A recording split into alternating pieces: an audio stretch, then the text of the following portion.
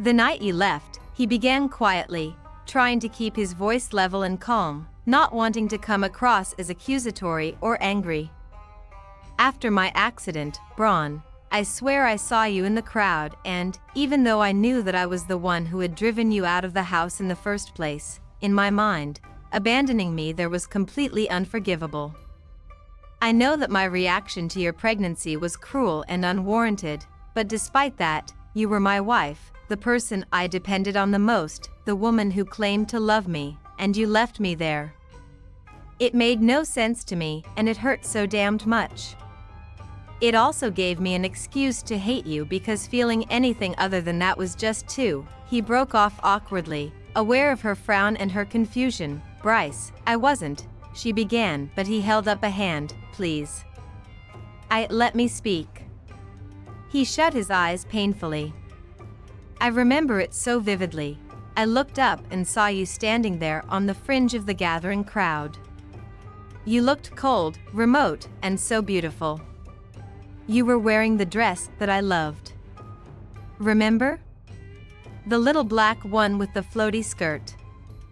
I tried to call you, but my voice wouldn't work. I now know that I was shouting at the top of my lungs. He grinned feebly. I just couldn't hear myself. Do you understand why it's been so difficult to let go of that image? How I can't ever get the memory of you turning your back and walking away from me out of my mind. Bronwyn stared up into his dark and tormented face. She knew how much it must have cost him to come up here and reveal how much he'd been hurt by her perceived actions that night. She sighed, so much for letting him muddle through it on his own. She couldn't, not when he had just presented her with the means to refute his repulsive accusation. Bryce. Her throat caught, and she inhaled deeply as she fought back the ever-present urge to cry. I have something to show you. She led him into the master bedroom and toward the huge walk-in closet that housed her old wardrobe. She opened the door and rifled through the contents briefly before lifting a padded hanger with a flimsy scrap of black chiffon hanging from it. This dress, she asked gently, and he winced as if the dress brought back cripplingly painful memories. He nodded. She shut her eyes tightly as she fought for composure, so did not see the slight movement he made toward her before stopping himself. Bryce, she murmured unsteadily, opening her eyes again. I was wearing a pair of jeans and a t-shirt when I left that night. I left with nothing but the clothes on my back. This dress, it's been hanging here for the last 2 years. Bryce shifted his gaze to the dress and shook his head, unable to believe that he had gotten something so very crucial to the well-being of their relationship so totally wrong. He took the dress from her and ran the flimsy material gently through his large hands. Rick could have packed, he began, but she touched his hand to get his attention and shook her head slowly, keeping her eyes level. Why don't you ask Rick? I'm sure he'd remember a dress like this among the endless amounts of toddler proof where he packed for me. She nibbled at her lower lip. I left on a Tuesday night, remember? He nodded. This is a cocktail dress, Bryce, she pointed out. Were we at a party that night? He hesitated before responding, no. You called me at the office and told me you were cooking a special meal because you had something exciting to tell me. His voice broke and he was trembling from head to foot. Bronwyn was the one who remained rock steady for a change, while Bryce looked like he was on the verge of tears. I came home and found you wearing your tattered blue jeans and one of those t-shirts you bought in the Seychelles. You said that you didn't feel like dressing up for dinner. So you changed your clothes and we had a picnic in the conservatory. After dinner I told you I was pregnant and you, he swallowed painfully. I reacted in the worst possible way, he grated. I told you to leave and you did. Wearing the same jeans and t-shirt that I'd been wearing all evening, she finished. His face contorted savagely, and he flung the dress aside with a vicious curse. Bronwyn flinched at the sudden movement, unable to gauge his mood, not sure if he believed her or not. He brushed past her abruptly to slam his way into the end suite, and she was shocked to hear the sound of violent retching coming from behind the closed door. She hovered outside, unsure if she should venture in or wait for him to come back out. She had just made up her mind to go in, when the ghastly sounds stopped and she heard the toilet flush, followed by the sounds of water running and gargling. He opened the door slowly, and she found herself staring up at him warily. He looked awful, hollow-eyed, hunted, and like he had aged 10 years in the last 10 minutes. He couldn't quite bring himself to meet her eyes. He began. I don't know. He raised a violently trembling hand toward her, but checked the movement abruptly, his hand falling limply back to his side. Bryce, she murmured uncertainly, but he shook his head abruptly, lifting his eyes to her face, and Bronwyn was horrified by the depth of self-loathing she saw in his tortured gaze. It was mingled with overwhelming regret and something akin to fear and desperation. God, how you must hate me, he murmured. I don't think, but it was too late. He turned away before she could say anything more and exited the room abruptly. Bronwyn felt ridiculously deflated by the anticlimactic end to such an intense conversation. That Bryce believed her was no longer in doubt, but he now seemed wholly unable to deal with his own culpability in the failure of their relationship. Don't bother finding Cooper, Bryce growled upon stepping out onto the sunny patio where his brother, sister-in-law, and the two toddlers were happily playing. They, all four, came to an abrupt halt at the sound of his gruff voice. Lisa and Rick looked concerned, Reese started crying, and Kayla merely looked happy to see him, as always. While Lisa picked Reese up for a cuddle, Kayla babbled on incoherently, but Bryce couldn't focus and was unable to tell what the child was trying to communicate. It was difficult enough to understand her under normal circumstances, but the emotional turmoil he was in right now made it damned near impossible to make out what she was trying to say to him. He nodded and smiled blindly down at her, before switching his gaze to Rick. Why not? His brother asked when their gazes met. She's telling the truth, Bryce bit off tautly, the knowledge still tearing him apart. How do you know? Address. Bryce shook his head in shattered disbelief. I was so sure of what I'd seen that night. I could remember every single detail of the accident scene down to the dress she was wearing as she stood there watching me scream her name. He fought back the urge to laugh like a maniac, knowing that it would send him careening off the edge of reason. Only she wasn't wearing a dress the night she left me, Rick. I should have known that because I now remember thinking how damned sexy she looked in those jeans, just moments before everything went to hell. Not the cocktail dress I'd been remembering her in for the last 2 years, but a pair of jeans and a t-shirt. Oh God, oh my God. He saw Rick go pale and knew that he had to look equally pasty-faced. The younger man blasphemed shakily, so now what to Bryce? Bryce shook his head helplessly at his brother's question. Now I give her everything she wants, because that's the least of what she deserves. What if she wants a divorce? It was the one thing Bryce had been trying not to think about, and he flinched from the question. I wouldn't blame her. Bryce's eyes fell to his happily bubbling daughter, who was trying to share her stuffed toys with a still crying Reese. But I'm not sure what I'll do if she asks for one.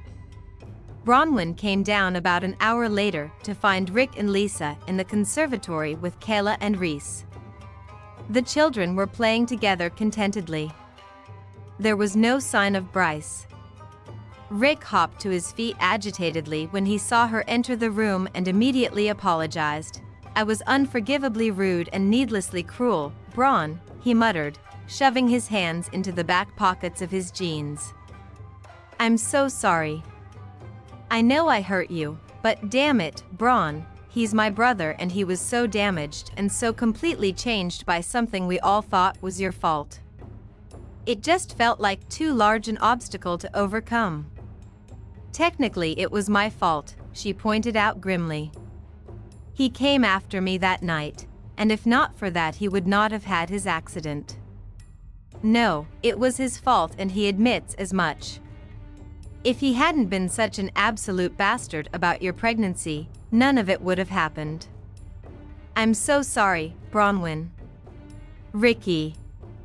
She sighed wearily, not sure why she felt the need to comfort him, but wanting to set his mind at ease nonetheless. You were being loyal to your brother. It was his word against mine. You did what you thought was right. What do you plan to do now? Rick asked after an awkward pause.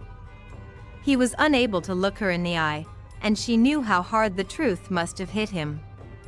Knowing how unjustly he and Bryce had treated her would not sit comfortably with someone who had such an innate sense of fairness. She knew that it would eat at him for a while and that their relationship might never go back to the way it was before. What do you mean? She asked tiredly. Well, my brother is pretty torn up about this, Braun. She laughed grimly at his words, cutting him off. Yes, and it's always about him, isn't it? She asked bitterly. No, it's just. Rick trailed off awkwardly, not sure what to say. Will you leave him? He doesn't really want me, you know? He wants Kayla. I'm just excess baggage. She shrugged. He'll give you just about anything you ask for right now, Rick pointed out. Is that so? Well then, where is he? Maybe it's time I start making my demands. While his guilt lasts, Bronwyn, he began, but Lisa, who had been keeping the children occupied, interrupted whatever he'd been about to say. Bryce is in his study, she informed quietly, absently picking Kayla up and handing her over to Rick while she lifted Reese into her arms. Bronwyn nodded her thanks and dropped a loving kiss on her daughter's head before turning on her heel and heading out of the room. She didn't ring the doorbell. She wanted an honest reaction from him and did not want to give him time to mask whatever he was feeling. So she strode in confidently and then halted before she'd gotten more than 2 steps into the room. Suddenly unsure of her decision, sat behind his huge desk, with his head in his hands in almost exactly the same pose as the day before, but he looked so incredibly lost and alone that, for a moment, she was unsure of what her next move should be. He must have sensed her presence because he looked up unexpectedly, pinning her to the spot with his tormented gaze. It said a lot for the changed status of their relationship that he did not immediately fly off the handle because of her supposed intrusion into his lair. I can't fix this, he admitted bleakly. His voice was quivering in a way that would have killed his pride if he had been able to hear it. I don't know how to. He looked strangely defenseless with his messy hair and his disheveled clothing, but she steeled herself against his vulnerability. While she was happy that he now knew the truth, the simple fact of the matter was that she couldn't trust him with her heart. It had never been safe with him, but she hadn't known it until he had so ruthlessly rejected her 2 years ago. Yes, he was now filled with regret about the mistake he had made immediately following his accident, but he still had no explanations or apologies for the behavior that had driven her out in the first place. She did not know what to say to him, did not know what she wanted from him anymore.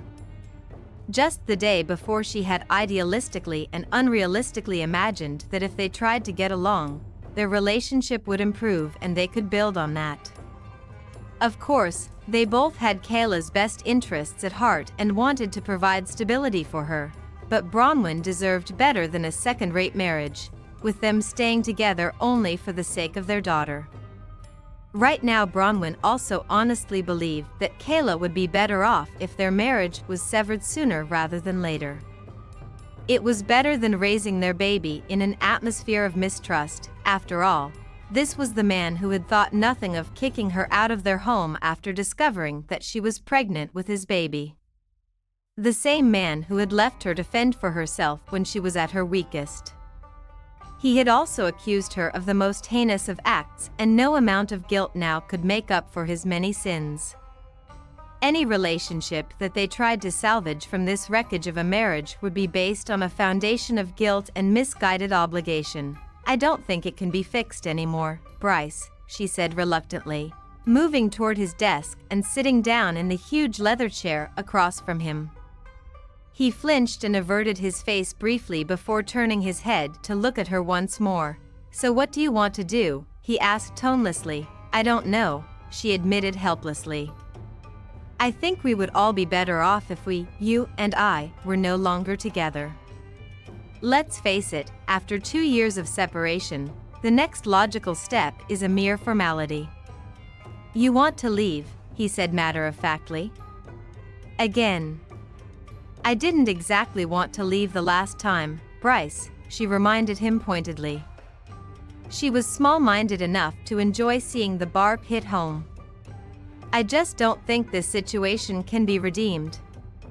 Too much has been said and done to go back." He scrubbed a tired hand over his face before tilting his head back and shutting his eyes. After a few moments of silence, he opened his eyes and looked back at her with his piercing eyes. "What do you plan to do after you leave?" "I'm going back to university to finish my studies." "Won't it be difficult to be a full-time student when you're a single parent again?" Her mouth gaped in surprise at the wholly unexpected question. "Correct me if I'm wrong, but I assumed that I was no longer a single parent." His eyes flickered with something akin to relief, and Bronwyn's surprise very quickly turned to horrified comprehension. "You thought I was taking her away from you?" He nodded in response to her shocked question. "Whatever you may have done to deserve it, Bryce, I won't deny you your right to be a father to Kayla. Even though you once tossed away that privilege as cavalierly as you would a pair of old socks." Another direct hit. "And don't get me wrong here, I am not doing it for you. Kayla needs you in her life." He nodded again, this time more confidently. "So you want to finish your studies?" he prompted after clearing his throat awkwardly. "I'll have to find a decent place to live and a job to pay for." "That won't be necessary," he inserted hurriedly. "The job, I mean. I'll pay for your studies.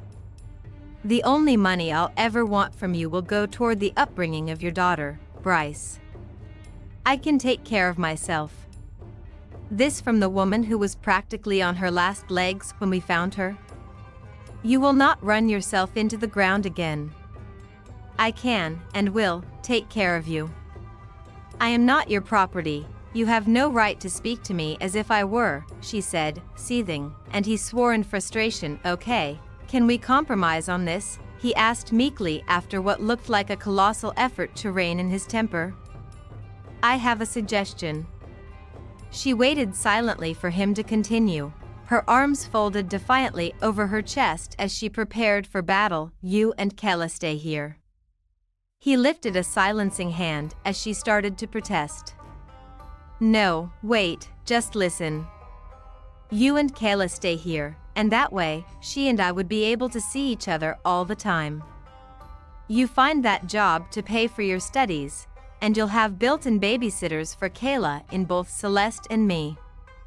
You won't be run off your feet, studying, working a part-time job, and caring for a demanding toddler. You also won't have to worry about rent and food." "What's in this for you?" she asked suspiciously. "Like I said, unrestricted access to my daughter," was his simple response. "And enough time to get to know her better." "What about us? Our marriage?" She broached the subject warily, and he averted his eyes down to his clenched hands again. "Well, there is no more marriage, is there?" he droned tonelessly. "This house is big enough for us to live completely separate lives. We could work out some kind of schedule. Times you may need certain areas of the house to yourself. Please don't reject the idea out of hand just because it came from me. It makes sense and you won't be killing yourself trying to make ends meet. I won't interfere with your life at all." "What about your work?" she asked when his eyes were on her again. "I work mostly from home these days." He shrugged and she hesitated, her mind busily going over every angle of his plan. "I do plan to spend some more time in the office in the future, but we have an excellent in-house daycare facility. so she'll never be too far from me. This can't be a permanent arrangement, she said after a long pause, knowing that she was compromising way too much. Her instincts were screaming at her to move out, but she kept thinking of Kayla and how much she adored her father. And if I'm staying here, I'll want to pay rent, she cautioned, and he dipped his head in acquiescence. I know it can't be permanent, but it'll give you time to arrange your future. It will give me time to get to know Kayla and vice versa. You can pay a reasonable amount for rent, and the amount will include food and utilities.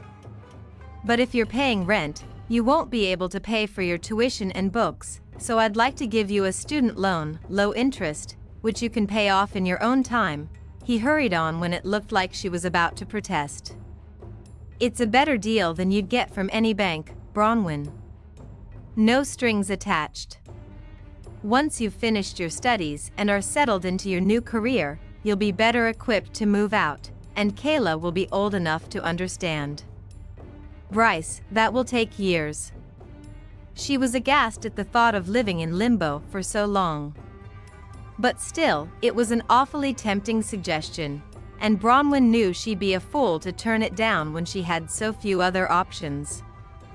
But things were starting to get sticky again. Too many ties and way too many complications. We have to move on with our lives. And so we shall. We'll just be sharing a house, Bron, nothing else. This works out to everyone's advantage, and it's best for Kayla. We'll have to, she cleared her throat, not really wanting to be the one to mention the inevitable. We'll have to start proceedings. Proceedings? He looked confused. Divorce proceedings, she clarified, and he very quickly averted his face, shielding his eyes from her. Yes, of course. He nodded before lifting his eyes to her face again. It will be awkward once we start seeing other people, Bryce. She decided to be the one to bite the bullet and speak the inescapable words. He cleared his throat uncomfortably before nodding again. I just ask that we both practice some discretion when it comes to that. Any liaisons we see fit to start will have to be conducted outside of the home. For Kayla's sake, of course. Anything else would confuse her.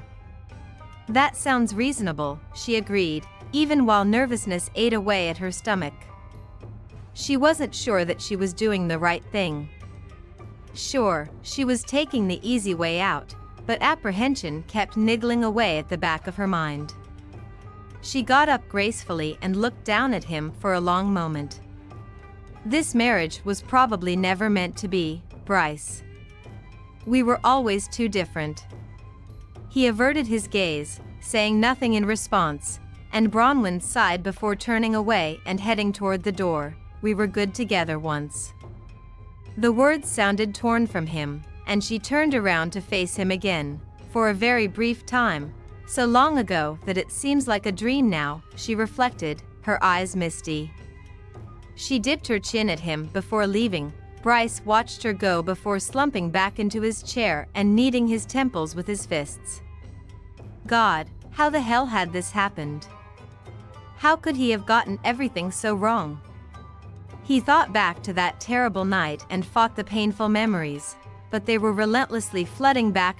Chapter any that night, 2 years ago, Bryce had leaned against the doorframe and watched as Bronwyn, unaware of his presence, flitted happily around the kitchen.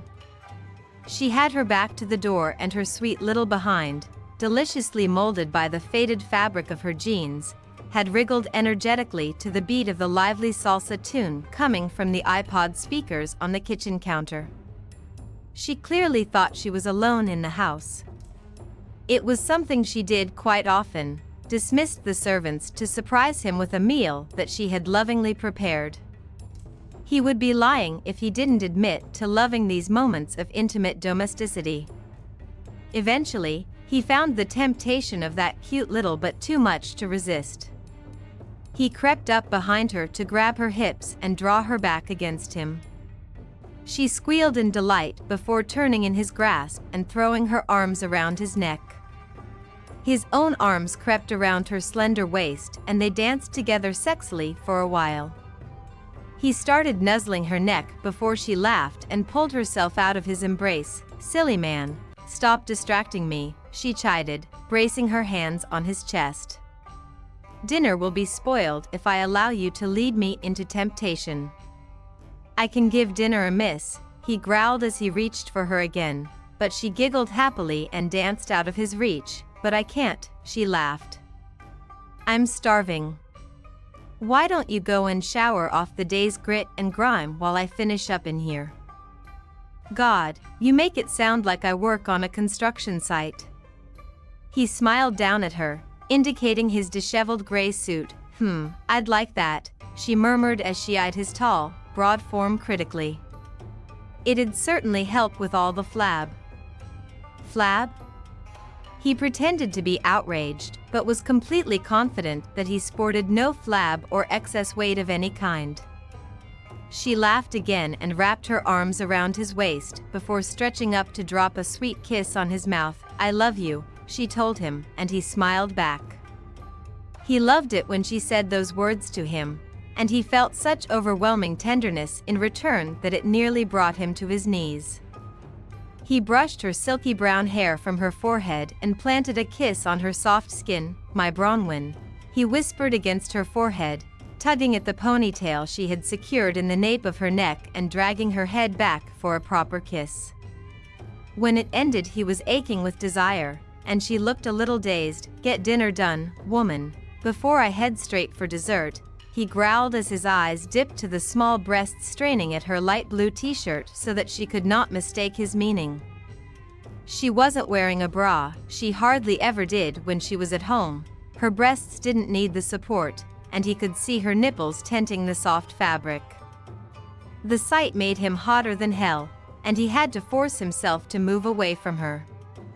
After 2 years of marriage, he was constantly surprised by how much he still wanted her. He eagerly rushed through his shower, and by the time he entered the conservatory, she had laid out a picnic beside one of the floor-to-ceiling plate glass windows, the one with the ocean view. He'd never seen her look more beautiful, and again his stomach tightened with that feeling of tenderness. She was sitting on a blanket that she had spread out on the floor, and he dropped down next to her. He reached for the bottle of red wine that she'd placed within easy reach and frowned when he noticed that there was only one glass. "You're not having any wine?" he asked, and she shook her head. Her beautiful eyes tangled with his, and he frowned as he tried to read the emotion in them. He could usually read her pretty easily, but her eyes were a mystery tonight and it unsettled him a bit. "I'm having water tonight." "Are you still worried about your reaction to that glass of wine at Pierre's party last week?" he asked in concern, referring to her dizzy spell. He'd attributed it to overwork and a bad vintage. "That's not it." She smiled cryptically while her small fingers worried the edge of the blanket. Bryce tried to puzzle through her odd behavior as he poured his own drink. "So tell me this news that you're so excited about," he prompted, referring to her giddy phone call to his office that afternoon. "After we've eaten," she said quietly, and his eyes dipped to the Mediterranean feast that she had laid out before them. She had prepared seed loaf, feta cheese, and black olives as appetizers, along with fresh vegetables and dolmades with hummus, complemented by aubergine and tzatziki dips and falafels in pita. She lifted an olive to his lips, and he opened up, sucking at the tips of her fingers as he accepted the tangy fruit into his mouth. He returned the favor, and they had the rest of their meal in a similar fashion, laughing and murmuring intimacies as they fed each other. By the end of the meal, she was leaning back against his chest, with her head nestled in the nook between his jaw and collarbone. They quietly watched the sun drop into the ocean and turn the horizon into a painter's palette of red, orange, crimson, and scarlet. Had his arm draped over her shoulder and across her breasts, and she was toying with his long and capable fingers. Bryce reveled in the closeness, wondering, not for the first time, how the hell he had gotten so lucky. He felt utterly at peace. They belonged together. They were like two halves of a whole. God knows he had never believed that such an utterly cliched thought would ever cross his mind, but there it was. She was his other half, and he could spend the rest of his life with just her by his side. They were a perfect unit. He shut his eyes to the sunset and tightened his arm around her slender frame. She lifted his hand to her lips and pressed a kiss into his broad palm. "Bryce," she murmured quietly, and he made a slight sound to let her know that she had his attention. "I'm pregnant." Their new living arrangements were not as bad as Bronwyn had feared they would be. Bryce pretty much kept his word, and she hardly ever saw him around the house and would have sworn that she and Kayla were alone in the house if not for the little girl's constant references to her daddy and what fun they had while Mummy was at work or at school. She had been back at university for nearly a month.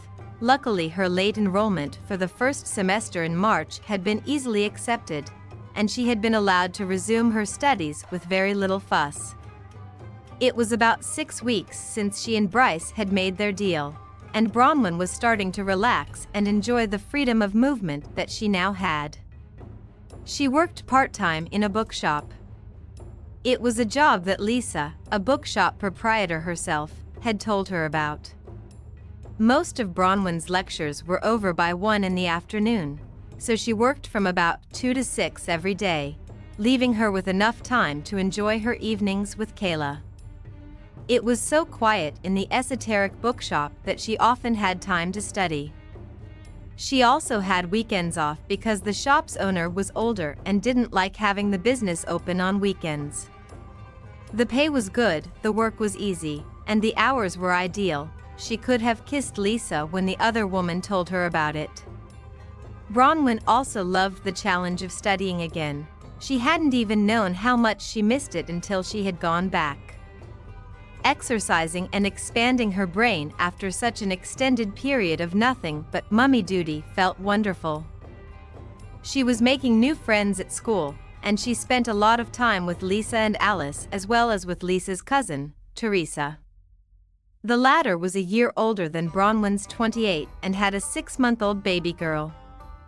They, unimaginatively, called themselves the Mummy Club and spent most Saturdays actively avoiding mummy duty by leaving the babies with their husbands and escaping for a well-deserved girls' day out.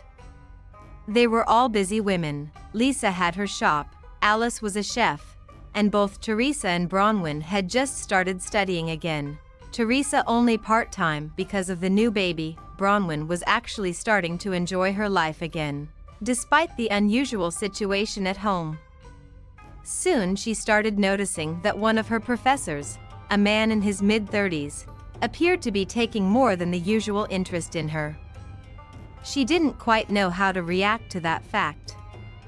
It had been so long since she'd felt even remotely attractive that the male interest, while flattering, was a little unnerving. It also felt so wrong to even be talking to a man who was so obviously attracted to her while she was still married to Bryce. It made her wonder about the divorce. She had assumed that Bryce would start proceedings, but she hadn't heard a peep about it from him.